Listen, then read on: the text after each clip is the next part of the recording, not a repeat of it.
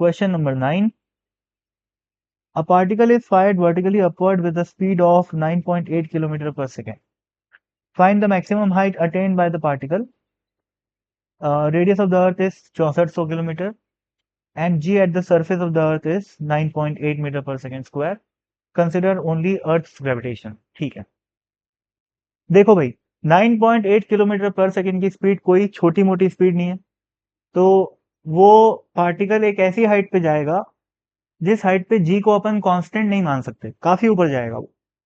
ठीक है, इसीलिए ये चैप्टर काइनेमेटिक्स वाले चैप्टर में न देके ग्रेविटेशन वाले इसीलिए ये क्वेश्चन काइनेमेटिक्स वाले चैप्टर में ना होके ग्रेविटेशन वाले चैप्टर में है।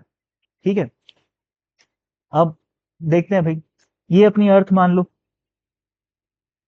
और ये पार्टिकल है।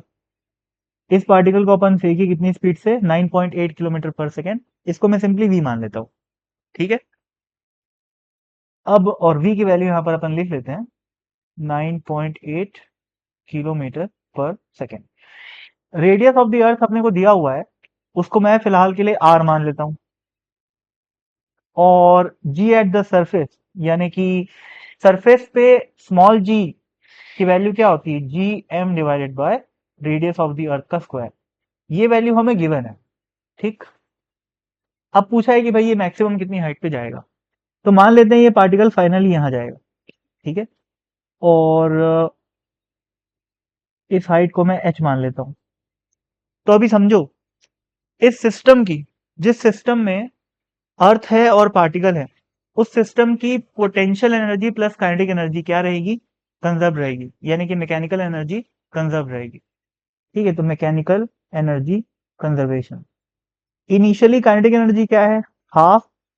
इस पार्टिकल का मास मैं m मान लेता हूं, m इंटू वी का स्क्वायर, प्लस पोटेंशियल एनर्जी क्या है सिस्टम की? Minus G into m1 m2।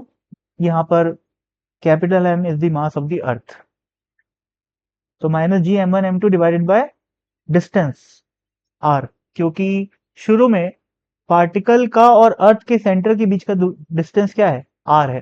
ठीक है, और फाइनली जब ये पार्टिकल यहां पर पहुंच जाएगा तो इसकी इंस्टेंटेनियस वेलोसिटी क्या है? 0 है, क्योंकि रेस्ट पे है यहां पर। मतलब मैक्सिमम हाइट का मतलब ही वही हुआ ना, इंस्टेंटेनियस वेलोसिटी 0। और अर्थ तो इतनी बड़ी है कि अर्थ की वेलोसिटी को अपने को इग्नोर करना है। ठीक है, तो फाइनली जो है काइनेटिक एनर्जी 0 और पोटेंशियल एनर्जी क्या होगी? Minus G M M divided by, अब जो इस पार्टिकल और अर्थ के सेंटर के बीच की दूरी है वो कितनी है? h plus R. तो h प्लस आर, तो यहां पर मैं क्या लिखूंगा? h plus R. ठीक, अब देखो भाई, अब क्या, सब कुछ क्वेश्चन में गिवन है यार। ये स्मॉल m तो कट जाएगा, है ना, स्मॉल m कट जाएगा। v की वैल्यू अपने को गिवन है, g की वैल्यू अपने को पता है। सॉरी, एक मिनट, एक छोटा सा काम यहाँ पर और बाकी है, देखेंगे। यहाँ पर मैं इसको फिर से लिखता हूँ, v square by two minus G M by R is equal to minus G M M by H plus R. अब एक्चुअल में ना यहाँ पर g की वैल्यू को नहीं पुट करना है, यानी कि स्मॉल g की वैल्यू को पुट नहीं करना है, क्योंकि क्वेश्चन में स्मॉल g की वैल्यू अपने को दे रखी है G M by R square. तो यहाँ पर अपन इस इंफॉर्मेशन का यूज करेंगे। अपन यहाँ पर इसकी जगह 6.67 वो वाली वैल्यू नहीं डालेंगे। ठीक है, तो इस इंफॉर्मेशन का कैसे यूज करें? यहाँ पर मैं एक आर मल्टीप्लाई करता हूँ, यहाँ डिवाइड किया। ठीक है, यहाँ पर एक आर स्क्वायर मल्टीप्लाई किया और डिवाइड किया। अभी देखो, ये जो G M by R square है, यही तो स्मॉल जी है ना। ठीक है, तो इसकी जगह स्मॉल जी आ गया इंटू आर, और ये वी स्क्वायर बाय टू तो है ही। और यहाँ पर ये जी एम बाय आर का स्क्वायर, ये क्या है? स्मॉल जी, तो is equal to minus small G, और यहाँ पर आ जाएगा R square divided by H plus R. आप सारी वैल्यूज पुट कर सकते हो।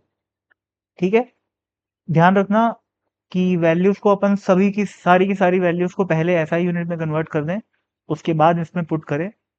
ठीक है, फिर अपना आंसर जो आएगा वो एसआई यूनिट में आएगा। वेलोसिटी, सॉरी, हाइट पूछा हुआ है ना, तो हाइट की एसआई यूनिट क्या होती है? मीटर। तो जब इसको सॉल्व करोगे तो जो आंसर आएगा वही अपना करेक्ट आंसर है। सॉल्व करना आप लोगों का काम है। यहाँ पर कुछ मिसिंग तो नहीं है? नहीं। वी स्क्वायर की वैल्यू हमें पता है, मतलब सॉरी वी स्क्वायर, हाँ 9.8 किलोमीटर पर सेकेंड दिया हुआ है, तो उसको अपन मीटर पर सेकेंड में कन्वर्ट करेंगे, पुट करेंगे। जी की वैल्यू 9.8 दिया हुआ है। आर की वैल्यू 6400 किलोमीटर, यानी कि 64 लाख मीटर, उसकी वैल्यू पुट करेंगे। ठीक है, तो पूरी इक्वेशन में केवल ये एच अननोन है।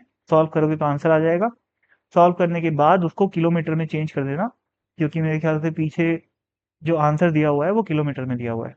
ठीक है, तो या पता नहीं मीटर में दिया हो, मेरे को नहीं पता, देख लेना। सॉल्यूशन इतना ही है, कैलकुलेट करो, आंसर लाओ।